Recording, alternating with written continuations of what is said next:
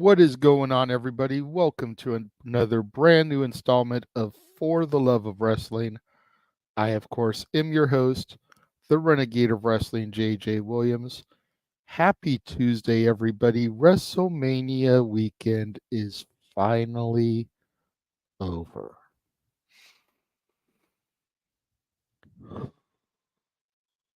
A deep breath, all the energy, all the excitement.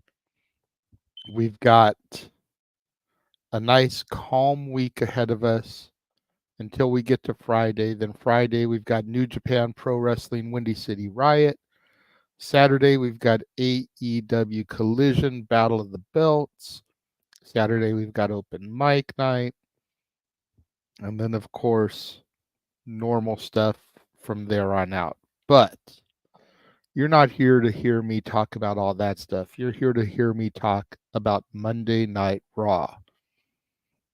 Now, we've got a lot to discuss and unpack because the first hour was commercial free, and about the first 45 minutes were just Triple H, Cody Rhodes, and The Rock.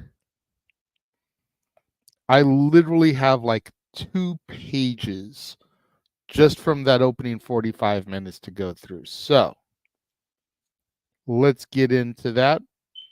Do got a $2 super chat from Jeff. Thank you very much, sir. Good to see you.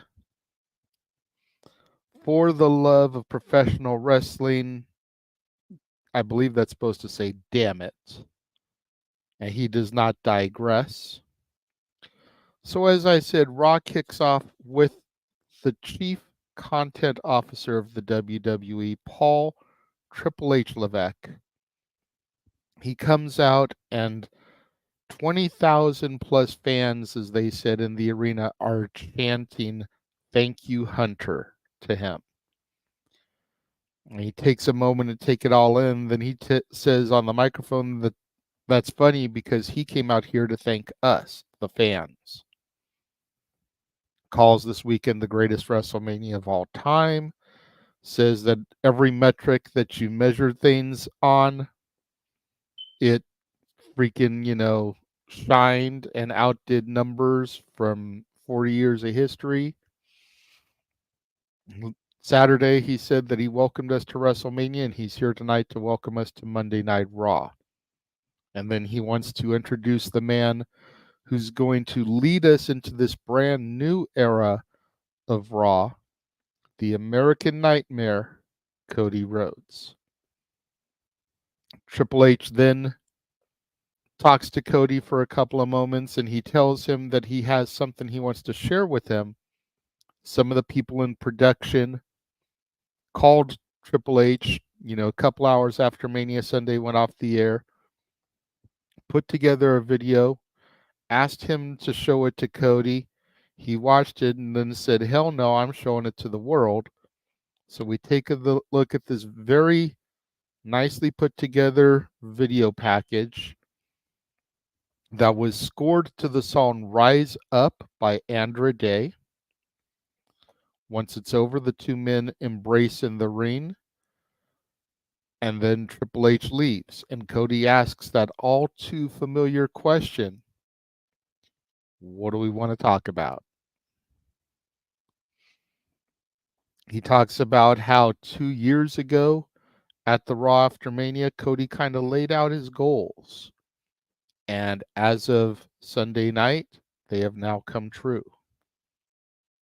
He addresses Roman Reigns and acknowledges him and what he's done, saying that he could very well be the most important performer of his era. Cody then shows the world his why, because he says when people get into professional wrestling, you're always being asked, why are you doing this? Why are you doing this? And they cut to the overhead screens and they play a little video snippet of his baby girl saying, Papa, finish the story. Papa, finish the story. And he says that is his why. He says that he's always stood in the line, and now the line is for him. He talks about how he went from undesirable to undeniable to undisputed, and here comes The Rock. Rock tells Cody that he did it, finished his story, mentions how proud Mama Rhodes and Dusty are of Cody. Mentions that Dusty Rhodes was his hero and how Dusty Rhodes and the Soul Man, Rocky Johnson, used to ride the roads together. They were good friends.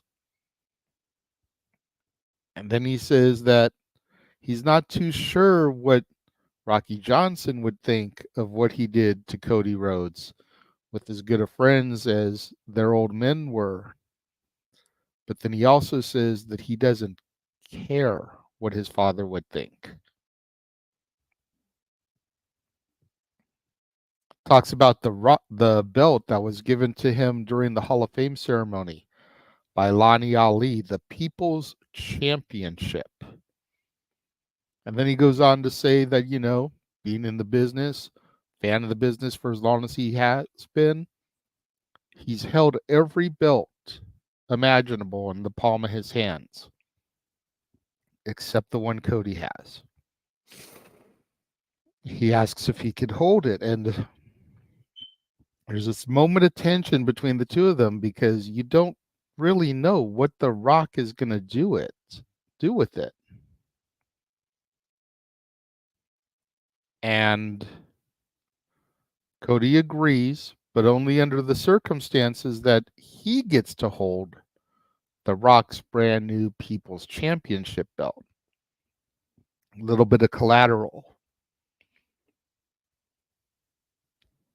That way, if Rocky tries to run off with it, he's got something of his own to try to get it back with. Because that belt means a lot to Rocky. Rock puts Cody's championship over his shoulder and says that this kind of just feels right. Rock then gives the belt back to Cody and says that he has to go away for a while. Champion or not, when he comes back, he's coming for Cody. The story with Roman may be over, but ours has just begun. Cody points out that, The Rock is on the board, TKO and everything. So he is very much quite his literal boss, and The Rock agrees, acknowledges that. And Cody then points out to him, I'm your champion. Whether you like it or not, I'm your champion. Rock then gives Cody something and says, don't break my heart again. Lot of talk about that point. That basically wraps up that entire 45-minute segment. Did it in about 10 minutes. That's pretty awesome. But a lot of speculation as to what The Rock gave to Cody. Emmanuel saying that some people are speculating that it was his WrestleMania paycheck, which was only $10.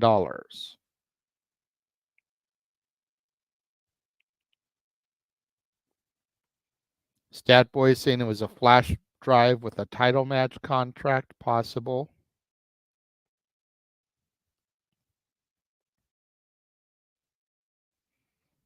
Don't know. Emmanuel also speculates what match got cut since the show ran so long, the segment ran so long. Fair, fair. So moving on from that segment, we then see the Judgment Day. The Awesome Truth and Sami Zayn all arrive at the building. Our first match of the night made me pop big time. Same with Noah Foster. If you go back and you watch the commentary we did for the watch along last night, Shinsuke Nakamura versus the NXT champion, the Mad Dragon, Ilya Dragunov. This was an absolute banger of a match. All designed to get Ilya introduced to the fans of the main roster that may not watch NXT. Apparently, Ilya is going to be eligible for the draft, which we got a date announced to that. We'll get there momentarily. He had the Kina Strong style versus the Czar of NXT. Ilya was made to look like $1,000,000. A lot of people are hating on the way Shinsuke keeps losing. Man, Shinsuke may have lost via pinfall, but he was a winner in that match. He sold like crazy for Ilya. Ilya got all his big moves off. The Constantine special, the H-bomb, Torpedo Moscow. Ilya was able to pick up the victory. Big, big moment for Ilya Dragunov last night on Monday Night Raw. Again, even Safet here in the chat saying that that match was a banger. It was so good. It just definitely kept the momentum of WrestleMania weekend going. Nakamura wasn't on Mania. Ilya was the semi-main event of his own show, Stand and Deliver. Just beautifully executed and built here. Yeah, absolutely, Emmanuel. At this stage, it doesn't hurt Nakamura.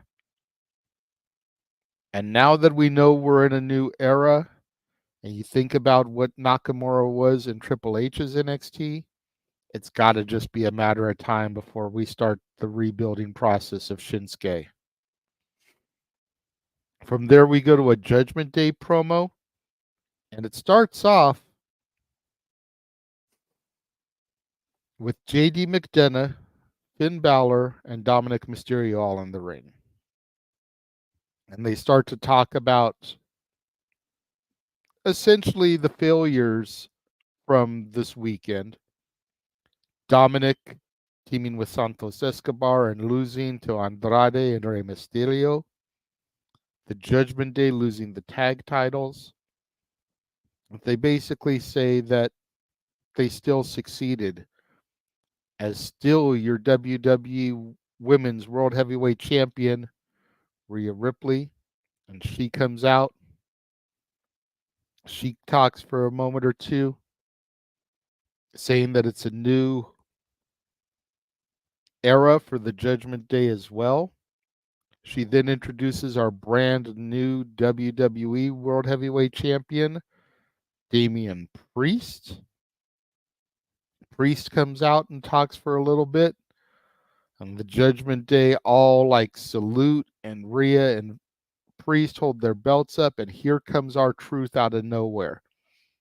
Sliding into the ring, holding up his tag team title for a picture.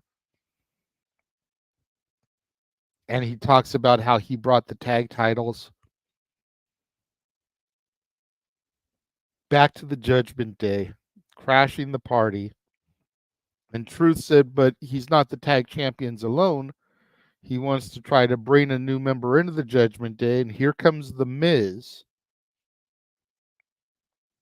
Finn ends up issuing a challenge and wants a tag team title match. Never really says who he wants to challenge. I don't know if he wanted it to be Finn and Dom or Finn and JD. I think I would have preferred Finn and JD if I'm being honest. But Truth says that there's 3 of them and not 2 of them, so they can't do a standard tag team. So he wants to make it a 6-man match. And it's going to be the Truth, The Miz, and their partner that you can't see. And Miz gets confuzzled here, thinking that R-Truth is flashing back to and talking about little Jimmy. And he's like, no, it's a real person. And Judgment Day is like, so wait a minute, you want us to fight you, The Miz, and your partner that we can't see. Go to commercial, come back, and it's been made a handicap match. That's how it's being advertised because we don't see The Miz and R-Truth's partner. Tremendously fun match here. Eventually, John Cena's music hits, and he comes down to the ring to even the odds. Their partner, who you can't see. Cena gets the hot tag from The Miz, comes out, starts hitting his 5 moves of doom, gets the 2 shoulder tackles, the proto bomb, and before he can do the 5-knuckle shuffle, here comes another member of the Judgment Day. Priest scoops, or Truth scoops him up, hits the proto bomb. Here comes the final member of Judgment Day, Miz proto bomb, 15-knuckle shuffle. Triple AA. All 3 men pin their adversaries at the same time. The Awesome Truth and John Cena get the victory. You could not help but smile during this match. I am sure even the biggest John Cena hater that I know, Emmanuel, who is in the chat room, couldn't help but smile and laugh at this match. This was so much fun to watch. We then go backstage and we see a promo from Bronson Reed. He's going to be part of our main event tonight, a fatal 4-way match to determine the number 1 contender to Priest's World Heavyweight Championship. We then go backstage and we see Dom and Rhea walking together, and Rhea wants Dom to deal with the Andrade situation. So Dom tells her that he's going to go talk to Pierce. When Dom leaves, Liv Morgan, out of nowhere, chucks a chair at Rhea's head, Sabu style, and then just starts beating the ever-living shit out of Rhea Ripley. Clearly, the Liv Morgan revenge tour continues, and if I had to wager a guess, come Backlash, it'll probably be Liv Morgan versus Rhea Ripley.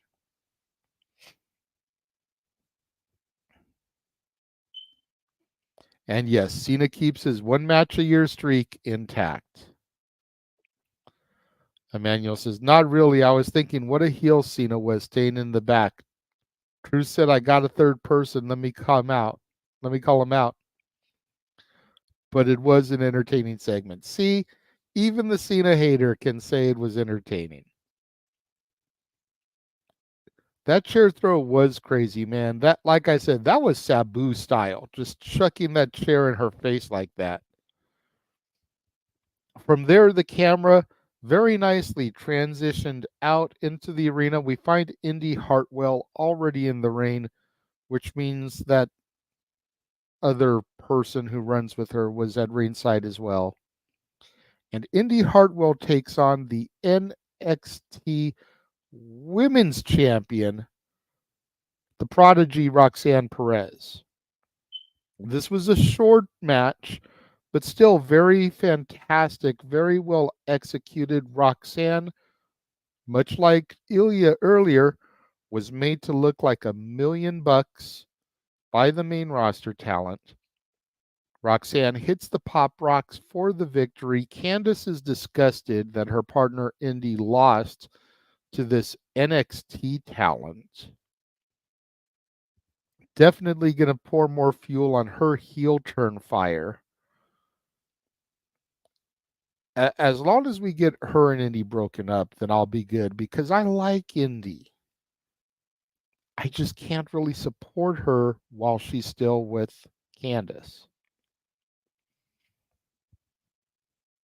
But we can very much consider and wager the fact that both Ilya and Roxanne will be coming up to the main roster as part of the draft.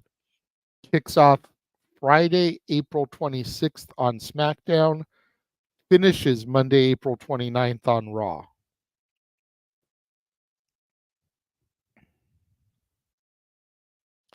The other isn't a person, she's a pixie. Indy needs to squash that bug. Pixies are cute. Pixies are adorable. That's a demon, if anything. And I agree. Indy is getting dragged down by Candice during the storyline. We then go backstage and we see Sammy and Jey Uso talking amongst each other. We then see Roxanne walking through the halls after her match, and she comes upon Natalya. And apparently Natalya and Roxy are going to have a confrontation tonight on NXT. Can't wait to see that. Everybody knows my love and adoration for Natalya, the Hart family. Should be some really good stuff here. We then go and we get a Sami Zayn promo, and Sami says he's done some pretty historic stuff at WrestleMania these last couple of years. But the man who really made history is the man who he defeated, the greatest Intercontinental Champion of all time, Gunther. He says that he had help from the fans, he had help from his wife and his son before he came through the curtain. He had some help and encouragement by Kevin Owens, his brother, firing up before he came to the ring. All that stuff helped him. And then here comes Ludwig Kaiser and Giovanni Vinci from Imperium to interrupt him. They begin to insult Sammy, hype Gunther up, and say that they are here to make things right. Go to commercial, come back, and before we get to any action, we have a video package from Sheamus. Sheamus is coming back. We then end up with Sami Zayn and Chad Gable taking on Imperium. Another terrific tag team match here. Great action from all four men. Sammy is about to get the victory here, but before he delivers his haluva kick, he tags Gable in and allows Gable to hit the Chaos Theory for the win. Great moment for the team there.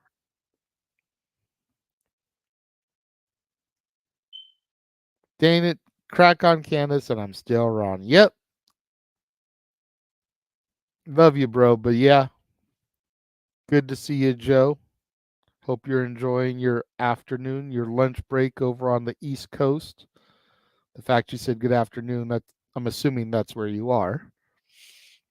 We then have Adam Pearce, Nick Aldis, and Ava all backstage, and they're kind of discussing a little bit about the draft, who may end up where, saying that NXT may get some people from Raw and or SmackDown.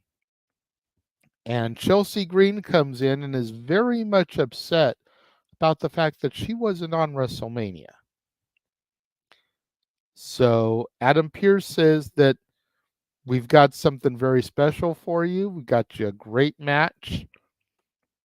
Go on down to the ring right now. Your Mania moment awaits. And her WrestleMania moment is taking on that bitch, Jade Cargill. The storm is here. Now, going back to what Emmanuel asked earlier, I think this is the match that suffered the most from the overrun, as it was pump kick, jaded, done. And some people are like, well, that's all Jade really needed to do in this situation. But I beg to differ. Because I know if Triple H is really about the fans right now, as he proclaims that he is, and he's shown that he is, then I know he can see the fan response on social media to everybody who is still shitting on Jade. Everybody saying that she's still hot garbage. Everybody that is saying that she still needs to learn how to wrestle. She was gone all this time on TV, supposedly working out in Natty's Dungeon 2.0 and the PC and everything, and she still does the exact same shit that she did in AEW. But when The Rock and Cody Rhodes and Triple H goes 45 minutes, things like this have to happen.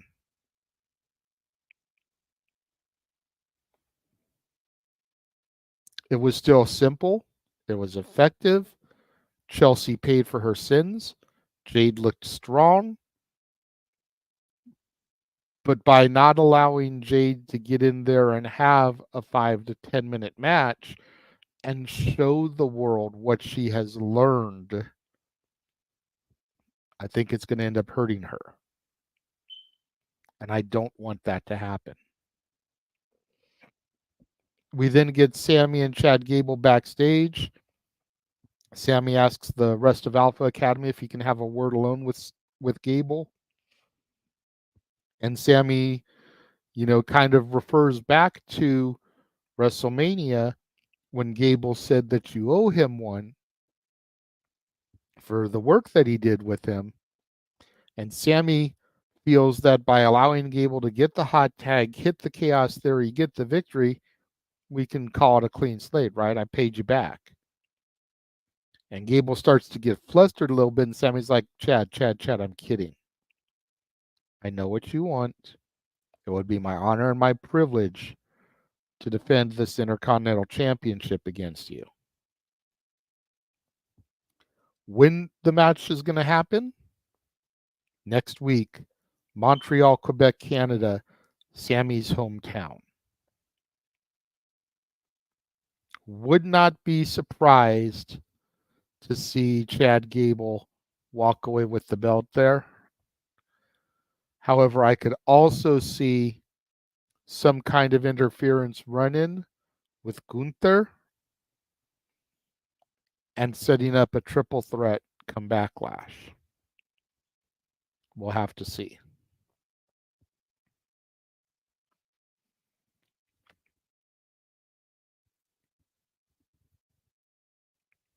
Yeah, exactly, Jeff. Exactly. I do too. They've turned Chad from a goof into a more serious competitor while still allowing him to have that little bit of a sense of humor and not, just make him this super gimmicky comic character. They've found the balance. Main event, as I said, was Drew McIntyre, Jey Uso, Bronson Reed, and Ricochet. Fatal four-way match. Winner becomes number one contender to Priest's World Heavyweight Championship. Drew comes off pissed off on a mission, grabs the microphone, cuts a promo, calls Priest the bondage Undertaker, talks trash about Punk going into business for himself. Just venomous words by Drew. And at the end of the day, it all bit him in the ass. This was a great match. Everything that it needed to be. Ricochet with the high spot, putting Bronson through the announce table. It was fantastic. He even looked over to Samantha Irvin and mouthed, "I'm sorry," before he hit his move. It was just great, chaotic. Jey Uso got the victory thanks to CM Punk. Almost won the bet money that come Backlash. It will be Punk and Drew. I called it was going to be Jey Uso. If you go back and you watch the watch along coverage, I called that because we want to save Drew for Scotland. We want to save Drew for Clash at the Castle. We want to give him that moment in his home country. But we've got 2 PLEs before then. Backlash and King Queen of the Ring. So, got to get through those before we can get Clash at the Castle. Punk hasn't announced that he's officially cleared to wrestle yet, but yesterday at the Slammies, he came out without his arm brace. He was holding the Slammies in each hand with no arm brace. He did wear the arm brace at Mania, but he took it off and used it on Drew to cost him the championship after he had already defeated Seth, allowing for the cash in the first place. And last night, he didn't have the brace on. So all of that stuff leads me to believe that if he hasn't been 100% cleared to wrestle, he's probably at about 85-90%. And there's no reason why Punk shouldn't get that clearance before Backlash May the 4th in France. So that's just my speculation. Far be it from me. I am not a doctor. I cannot analyze that type of stuff. But I feel like he's definitely close enough that that's why he's been doing it. That about wraps up the Raw review. Honestly, I saw that boss man Aaron Rift gave Raw an A-. I'm right up there with him, man. I gotta say this was probably a good 9.5 out of 10. If I'm being real, the only thing I can truly complain about is the shortening of Jade's match and the fact that Candice LeRae was on my screen. Other than that, I really have nothing to complain about as far as Raw this week.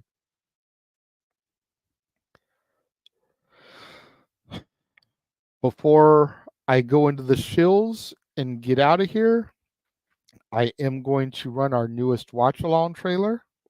I will be back in about 40 seconds. 3, 2, 1.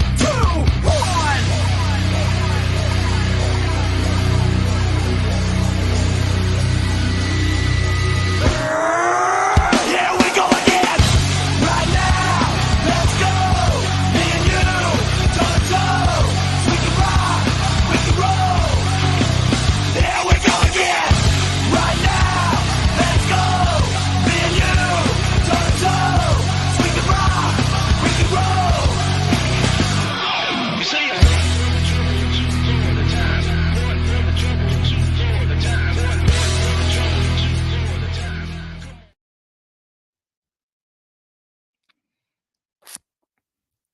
There you go. Lots and lots of stuff still on deck for us here across the multiverse of media.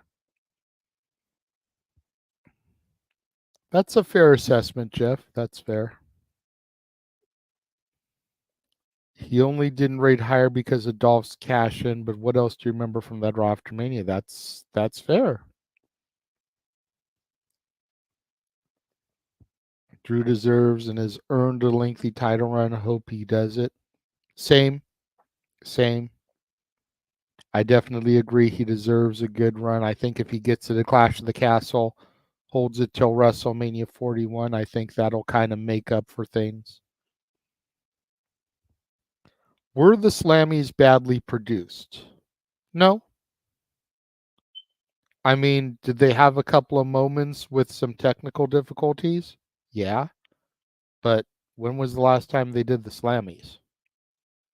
When was the last time they did the Slammies in a fan interaction facility while all kinds of other shit was going on?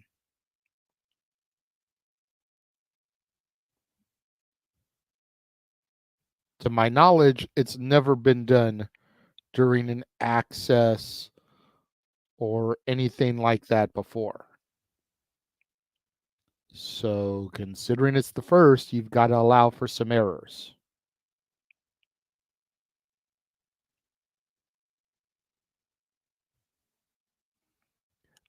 in my opinion, the only thing I can really complain about for the Slammies was the fact that Dominic Mysterio is standing there on the stage, and when the Judgment Day won for Faction of the Year, they throw to a pre-tape that has Dominic Mysterio in the pre-tape. That would be my only issue. And yeah, why don't you try watching it yourself, Mikey? Make your own opinion.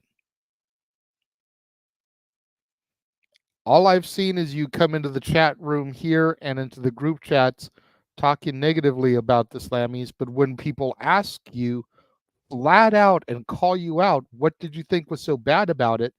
You ignore their question.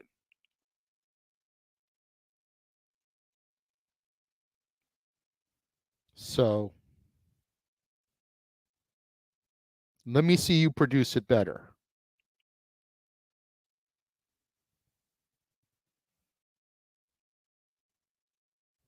That's all I have to say about that. Make sure you guys tune in tomorrow on the Jeff Meacham Network and the Greg Cherry brand for the Greg Cherry Show. There is no sports bar today for whatever reason.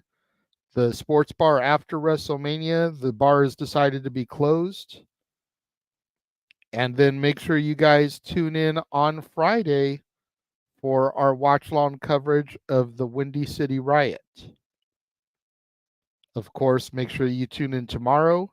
Same bad time, same bad channel for my review of NXT and NWA Power. And until then, I will catch you guys later. The Jeff Meacham Network's Multiverse of Media. For over 15 years, the recognized symbol of excellence and the standard bearer in coverage of sports and entertainment. Thank you, JJ. Appreciate you.